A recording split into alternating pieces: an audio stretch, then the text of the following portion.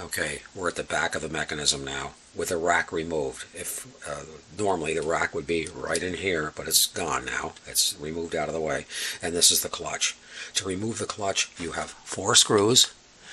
And they're already out of here. 1, 2, and right parallel with the rack under this part here are 2 more screws that screw that way.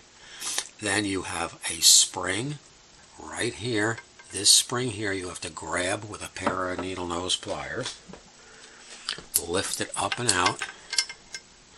We're going to get this, we're going to lift this spring up and out of here, and then just kind of wiggle it and it'll pop right off. I have a screw bucket over here. There we go. And the last thing and the worst thing is a Jesus clip. There's a Jesus clip back here. You see it? You can't get to it till you get the clutch back like this. Now I take a pocket screwdriver, and you will lose this thing. Just try to keep track of it. And then I'm doing this one-handed, which is really smart. We're going to hook into this. There it is. It's coming. It's coming. Come on. There we go. We got it. And I actually didn't. I managed not to lose it. Sweet. All right, back in. Now, to get this part off of here, let's try this here. Okay. Now, try to show you this. This is still in here. What you want to do is push this clutch over to the side a little bit like that to get it to release this, and then pull the lever out of the little guide there, this little notch. Now it's out. The clutch is totally out of the machine now. And now let's look at the back of this thing. Ah, sweet. There's where the teeth of the gear used to be. This is a great reason why it's very difficult to ship these mechanisms, because they get dropped or thrown in shipping, and these little teeth are against the rack here, which travel up and down the mechanism, makes the mechanism travel so it can find the next record. They're not that strong, and this is really heavy. And there we go. Nice. All right, so now this is out of the way. We're going to just replace this whole clutch.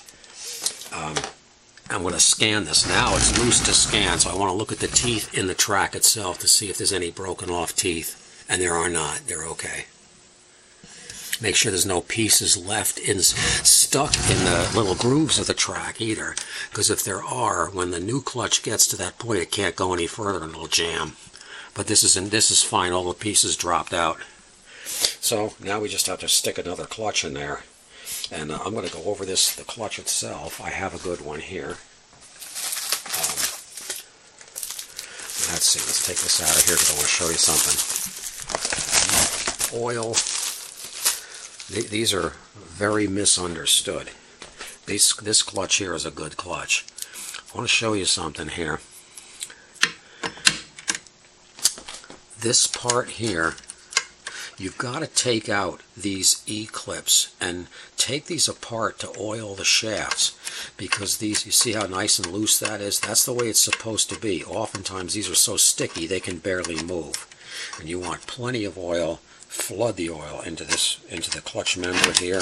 You want to oil all through the shaft and get everything lubricated good, because once it's back in the machine, it's basically impossible to lubricate these things properly, and it causes all kinds of problems, from continuously putting the record into the rack, taking it back out, putting it in, taking it back out, refusal to drop into the scan mode, which is when it finishes the record, that it goes to scan to another record. It won't do that.